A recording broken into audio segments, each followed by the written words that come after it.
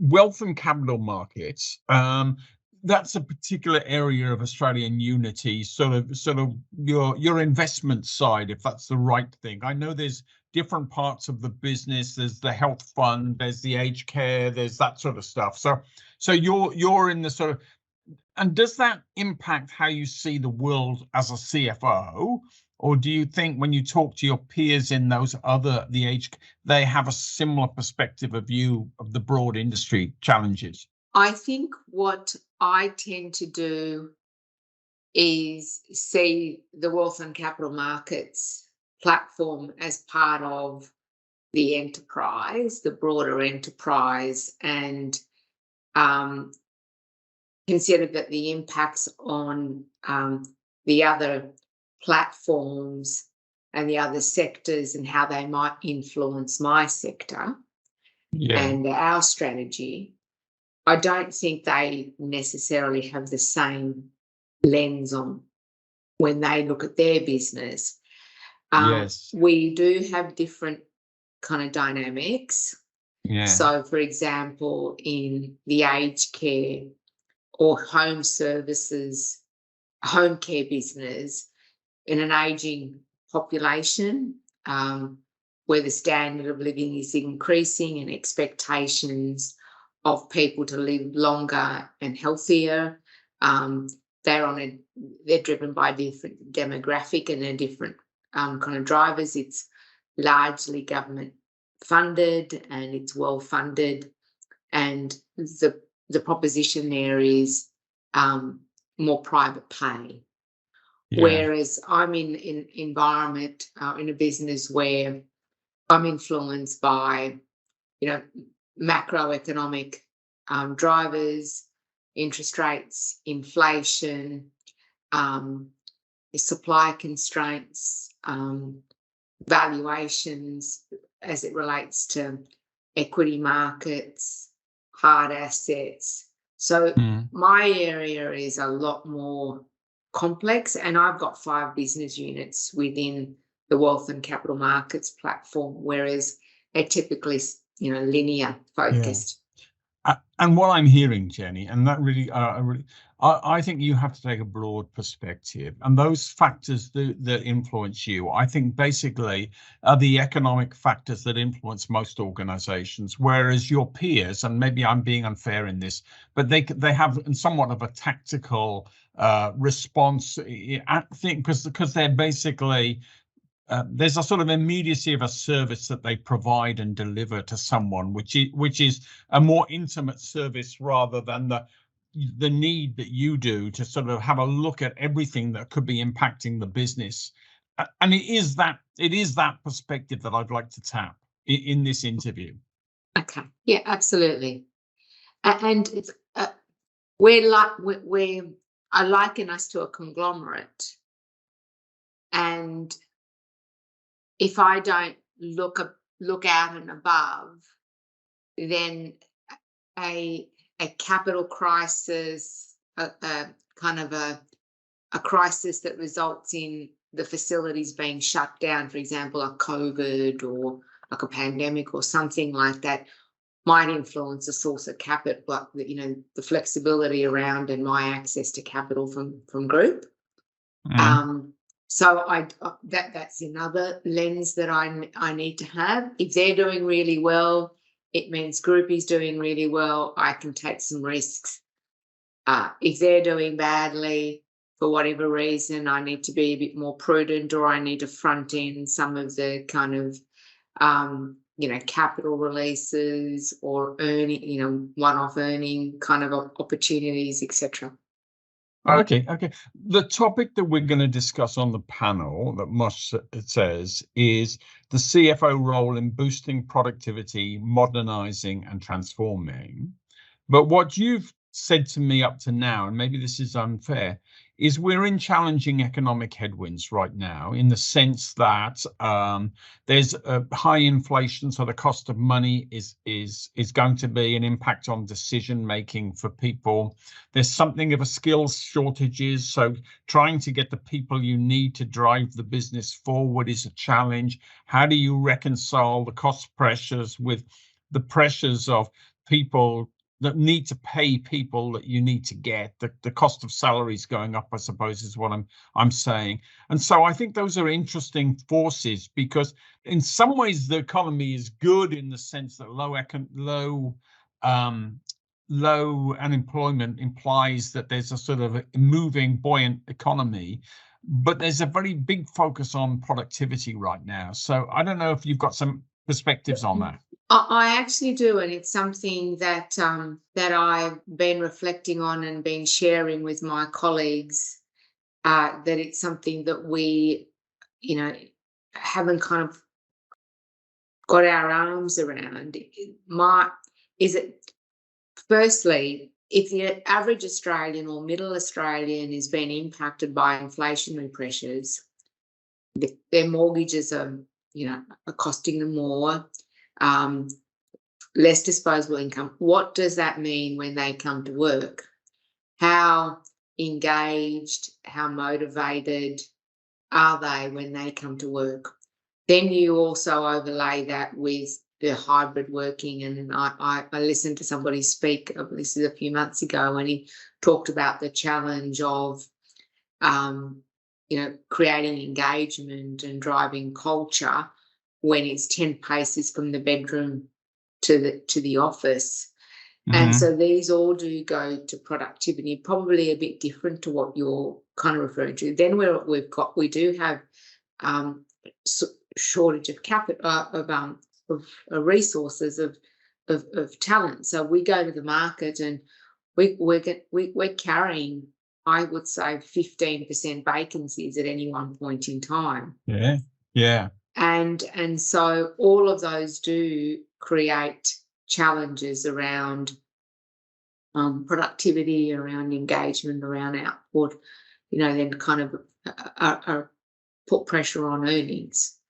Right? Okay. It's difficult to quantify, and I feel it intuitively, but I don't know whether that's a theme that you're focused on in this, or whether it's, when I looked at the kind of reference to productivity, I thought, I wonder whether this is talking about technology as an enabler or an AI, and rather than kind of the human-centric element of productivity, innovation, creativity, engagement, etc.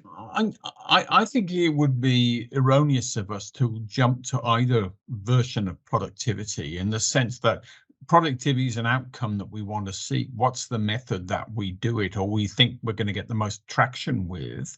Now, obviously, the origins of Adapt are a technology company, so there is definitely some sense of excitement about where AI is going to shape our organizations going forward. But I'm also conscious, as the sort of financial custodian of your work, you're not throwing money, taking bets on, what's a good idea or what's not a good idea. You have a due diligence process of where you see something is going to have an impact. And I'm interested, probably as a CFO, that due diligence of where you see technology could boost the productivity of your workforce. Yeah, look, I think we do invest in technology, and have a program of what we call major project, and we have an executive committee that oversees that. There has been a disproportionate spend on cyber and security and hygiene and stuff like that. There's also been a disproportionate spend on just uplifting technology, upgrades and things like that. There has been some sporadic and less and more tactical investment in automation and in case studying and piloting kind of AI, but we're not at a kind of a mature level. We've had a number of projects that have really not gone to plan, i.e. they've taken far longer to be delivered, and they haven't really met their business benefits targets. So we're getting more and more robust and mature and in our thinking and putting business cases through far more rigorous due diligence processes and seeking to hold people to account. I think there's been a lot of work done, but sometimes you can't see the forest through the trees. In that business cases, there's so much information that is being provided. There's so much kind of intangible and loose kind of language and loose requirements set in. So we are getting better, but that's kind of where we're at the moment. And we're finding that the organisation's capacity. So even if we set a budget of, let's make a number up, $20 million, people want $35 million worth of spend. That's all the cases, and they kind of get through 15. You know what I mean? It's that kind of environment. It's your capacity to digest that change as well. I mean, you could throw a lot of money at things, but actually, unless there's some sort of unless you can effectively ingest that change and make it part of standard way you work, it's going to be its influence. I'm going to say is going to be peripheral, and it's not going to make a sort of substantive change to the way they work, which is, I think, where you're alluding to technology projects which promise a lot but don't often realize those outcomes. And let me assure you, you won't be unique in this field. I mean, I think the challenge with a lot of organizations is they don't get the returns that they're hoping for from technology. Technology has a track record. I mean, sometimes it's seen as a necessary evil, but the reality of the world is we're all becoming much more technology companies than we were 10, 20, 30 years ago. Yeah, I agree with you. Yeah. So do you see your role as a catalyst for potential change? So, and let me give you something where I'm coming from. My wife is a financial controller, and Jenny, 3 days a month, I'm not going to see her. Basically, there's going to be some end of month coming together. She works for, be it in your case, multiple sort of entities, business units, normalizing data that should actually provide a consistent view for the stakeholders of what's going on.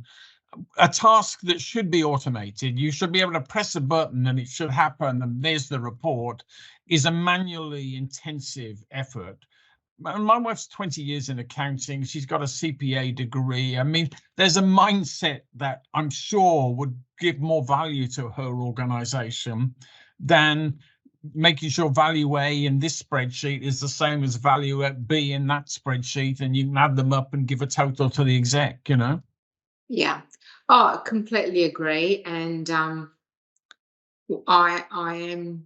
my role is definitely a catalyst for change.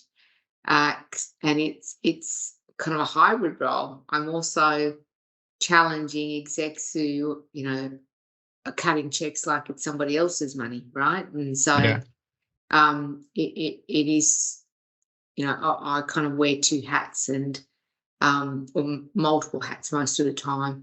The challenge is that people at the coalface who actually should know best and have the greatest capability in defining what future state might look like and can actually deliver and sponsor and have insights into how things could be made better, just don't have the mindset. Or don't create the capacity. And they're often telling me about how busy they are. And my challenge back to them is always, I can't ever imagine that you're busier than I am. You're at least as busy as I am, and I find the time.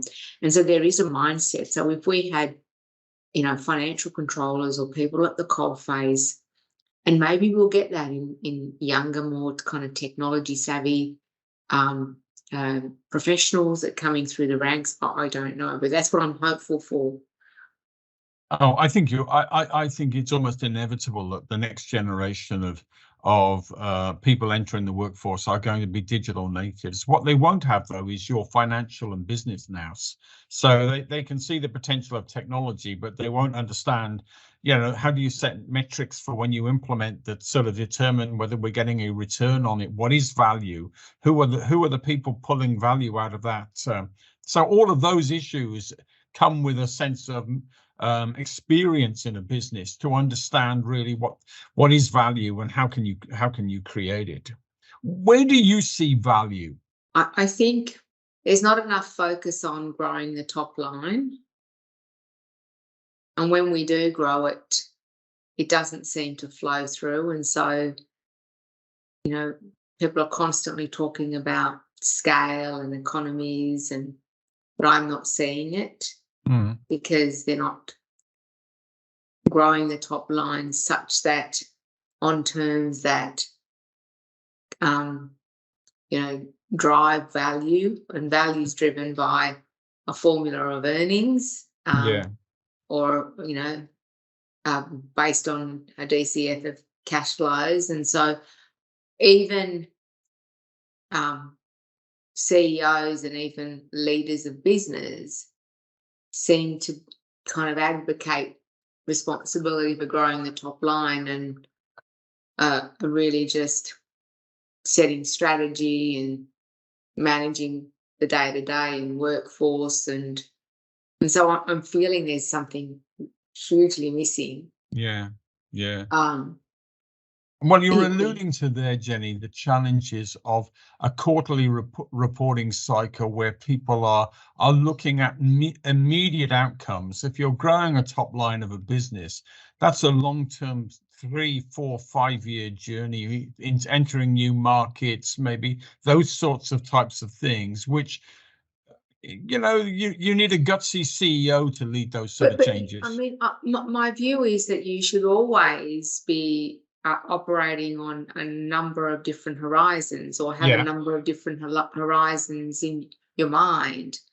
You can't just be focused on the quarterly set of numbers without having a parallel view on the next 12 to 18 months and then kind of beyond that. And it's your role to get endorsement or sponsorship for those longer term horizons, right? Yeah. And so what we do is we have a short term focus, and people going, well, funds management is a slow burn. Well, yeah, we'll get going.